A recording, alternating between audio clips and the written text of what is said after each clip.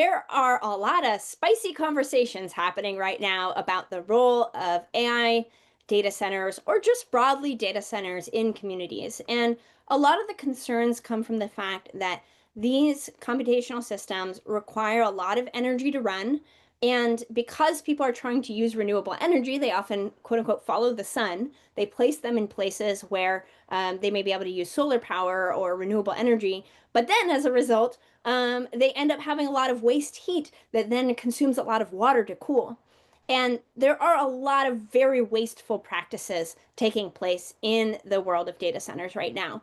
And I say that in particular because I don't think that that means data centers have to be this way, but people are building data centers in a way right now that is wasteful. We could demand better. And one example I like to draw from is I had the opportunity to visit a snack manufacturing plant in Maryland. It is a chip snack company, and I got to go and see their production line. I got to eat some freshly packaged chips, which was really fun.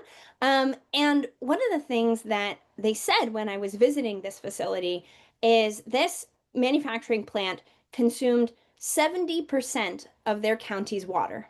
70% of their county's water. That's a lot. um, and yet they were able to do this. They were proudly telling me this information because they had just finished building a water treatment plant on their facilities to actually process the water that they had used before returning it to the county system so that it was basically pre-treated and didn't require as much and put as much burden onto the actual municipal water supply.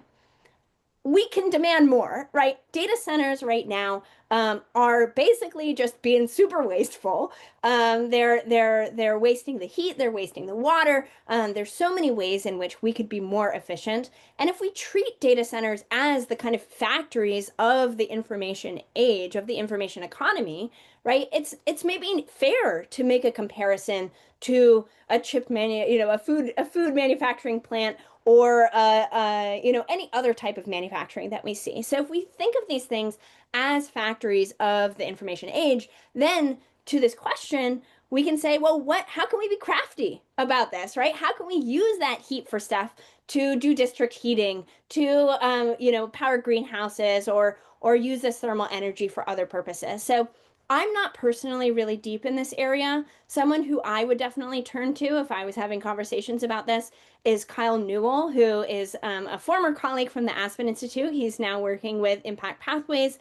And he is someone who's thinking really generatively around kind of heat and reuse. I think that there's so much room for opportunity here, and that, like, yes, data centers do require a lot of energy, of cooling, of water or other coolant resources.